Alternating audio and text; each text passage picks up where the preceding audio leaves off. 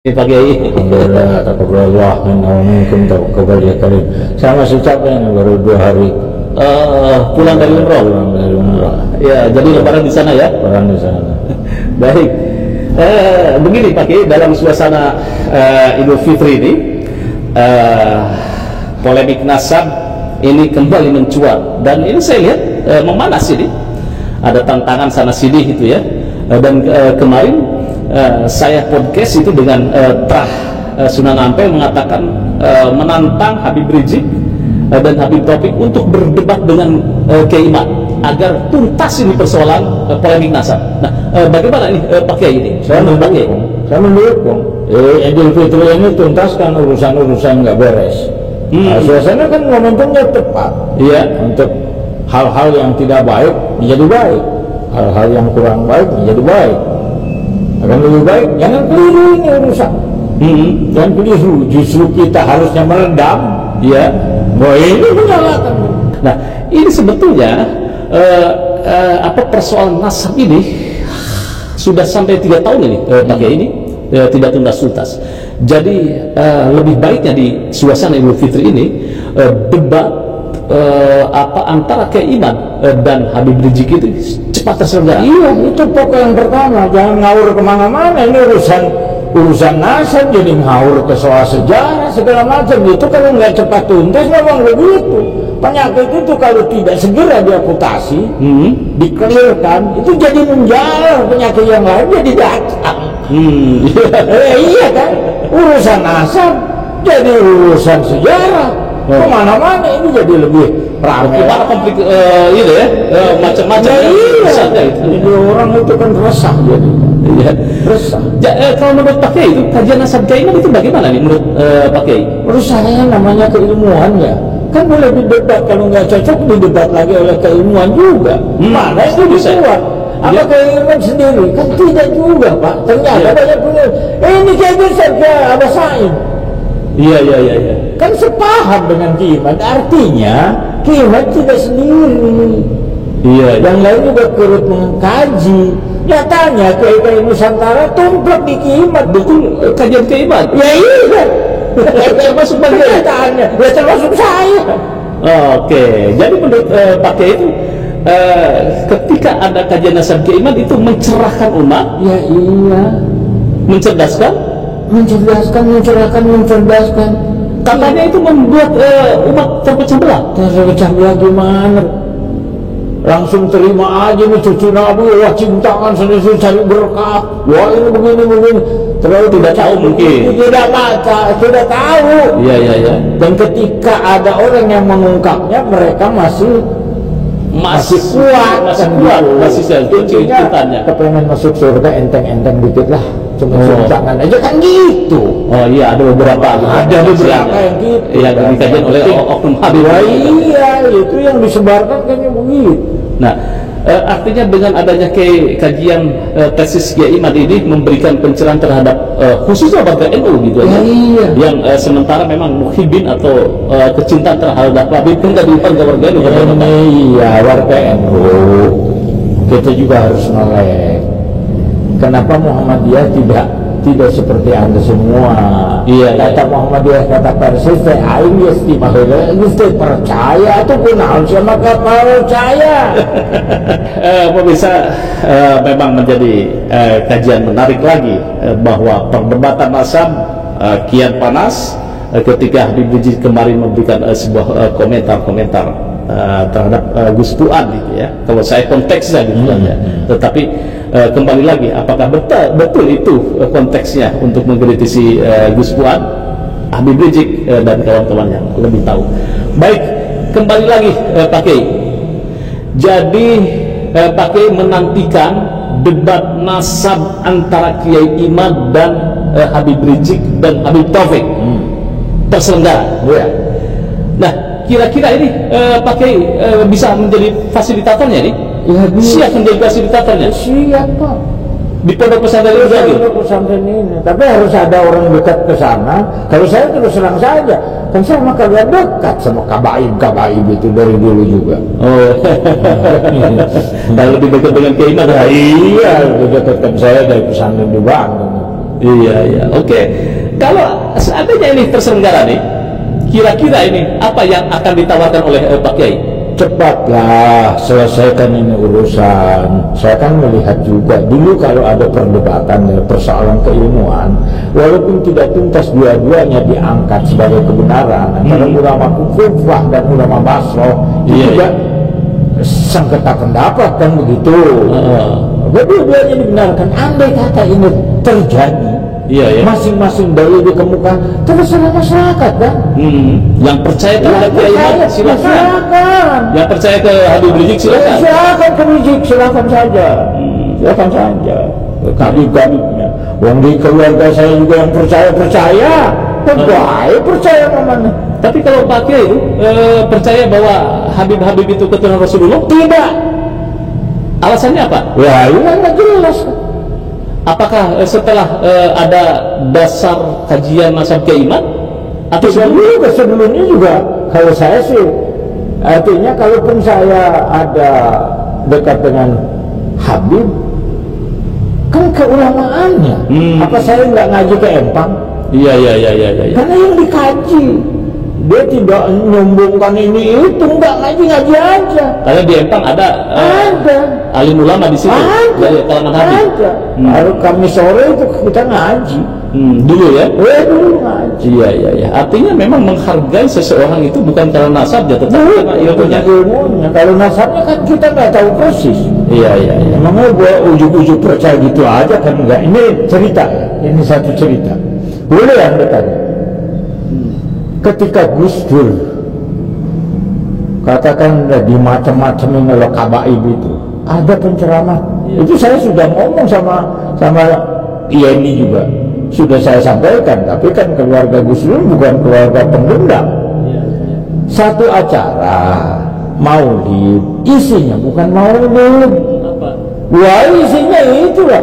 Itu waktu kan zaman Lapindo. Kalau Lapindo mau berhenti, itu Gus Dur sama ini ditikir aja, dimasukin ke Lapindo baru.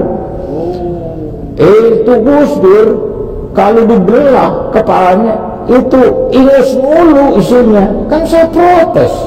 Masya Allah. Ini kejadian loh. Ini kejadian di Ciherang, tempatnya di masjid, dalam acara muludan.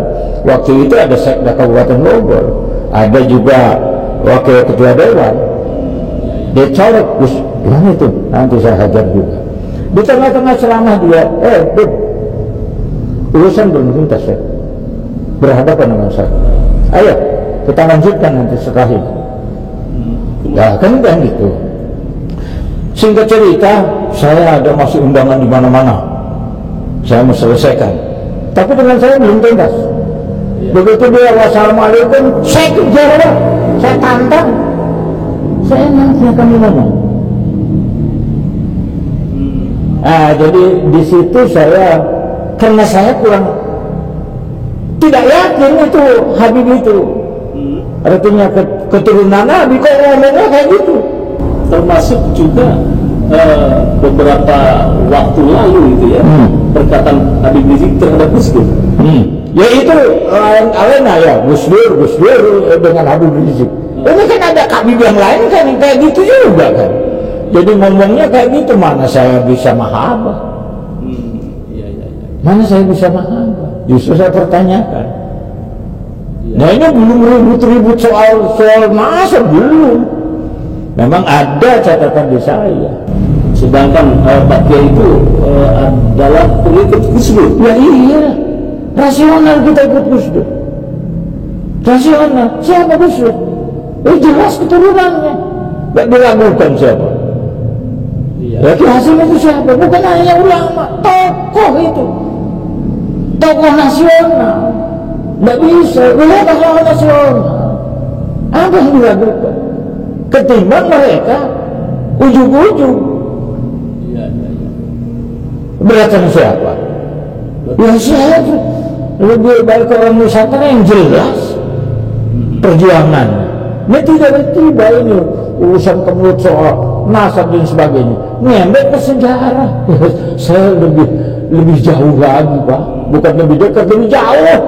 Jadi Pak Kiai tetap gitu ada Lebaran ini, Idul Fitri ini, satu Syawal ini, bulan Syawal ini debat nasab dituntaskan Tuntaskan, Sob. versus Kiai Imam. Iya. Ada hadiahnya enggak? Ya iya, dia saking senang. Apa hadiahnya? Ini aja bersama-sama lah. Wah, siapa?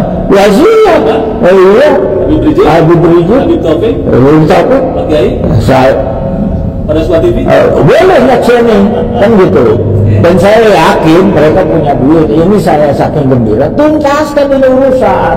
Persoalan nanti siapa, bukan persoalan menang dan kalah. Bukan nanti yang menilai masyarakat. Siapa dalilnya yang lebih rasional. Iya. Kan gitu. Siapa dalilnya lebih. Saya tidak balik ke Mekah. Kan mestinya saya lebih tahu banyak Habib. Enggak, orang itu mengusung-usungkan di Mekah, di Madinah. Kan enggak ada, Pak. Kan banyak Habib yang jadi KBIH juga kan. Ya biasa-biasa saja. Biasa-biasa saja. Ya kalau di Madinah mau ke Raudhah ngantri sama saja, nggak ada istimewa. Coba kalau dia buktikan nih saya Habib nih, mestinya fasilitas saya duluan dong. Kan iya cucu Nabi ini. Kan gitu. Ini realita yang ada. Kalaupun ada di Mekah di Madinah itu rasional, karena mereka tinggal di Mekah di Madinah. Menarik pemirsa pada suatu TV, tantangan dari Muslim, Kiai Imam versus tawaran, ya lebih tantangan. Ayo berani kau berhadapan. Jangan ngadu fisik itu mah. Kalau ngadu fisik mah namanya jawara itu mah, kan nggak pantas. Debat kecuali dengan penjajah. Kecuali dengan Walanda dengan Belanda dengan Jepang kan begitu. Coba di antara kalian siapa yang bela bangsa kita kan? Lu jangan jadi merembet kemana-mana. Saya sih cuma begini. Dan terakhir kita diskusi, kita masing-masing di posnya. NU urusin NU. Biar urusan nasab ini menjadi tanggung jawab iman. Kan begitu. Kabib, ente perkuat saja apa yang menjadi keyakinan sebagai argumen. Umat kita melek saja. Mana yang terbesar berarti itu yang benar. Mana yang ditinggalkan berarti itu yang keliru. Itu saja. Kan selesai urusan. Nah, sekarang itu pengikut Kiai Imam yang mempercayai kajian Kiai Imam itu masih semakin bertambah, kian hari kian bertambah. Karena itu laskarnya juga terbentuk hampir di semua daerah. Kan berarti bertambah laskarnya juga. Nah yang 212-nya juga semakin berkurang. Kan begitu, itu saja fakta. Jadi kalau mau ngadu umat, lihat saja. Perbesar lagi 212. Nanti kita juga akan unjuk, tapi tidak harus berperang. Unjuk kebesaran boleh kan? Ya semua wali songo itu saya termasuk ajak juga santri saya kan. Balo-balo umatnya kan gitu. Ya siapa yang terbanyak? Kan begitu. Jadi kalau dari sisi kajian Turos itu ya, pakai mendukung terhadap kajian Kiai Imam ini? Ya iya terus saja ke ilmiah. Tapi Kiai Imam sendiri. Kiai Imam juga banyak dukungan dari ulama-ulama lain. Kisai juga ya? Ya kisah itu bahkan itu menunjukkan bukan tokoh-tokoh sedikit. Baik, pemirsa pada suatu TV ini podcast ini memang keluh kesah dari salah satu kiai di Bogor tentang polemik nasab, dan ini sebuah tantangan dari Muslim untuk berdebat secara tuntas, berdebat secara gentle antara Kiai Imam, kemudian Habib Rizik dan Habib Taufik Assegaf ya, di pesantren Ibnu Agil di Bogor. Ini menariknya lagi menurut saya, ini kalau terselenggara ini nanti kita umroh bersama-sama. Iya, saya nggak menganggap dia nggak punya duit untuk umroh ya. Ini saya senang aja, jangan dia obo-obo. Kedamaian ini lebih penting. Ya lebih baik kita selesai persoalan, kita umroh sama-sama kan gitu.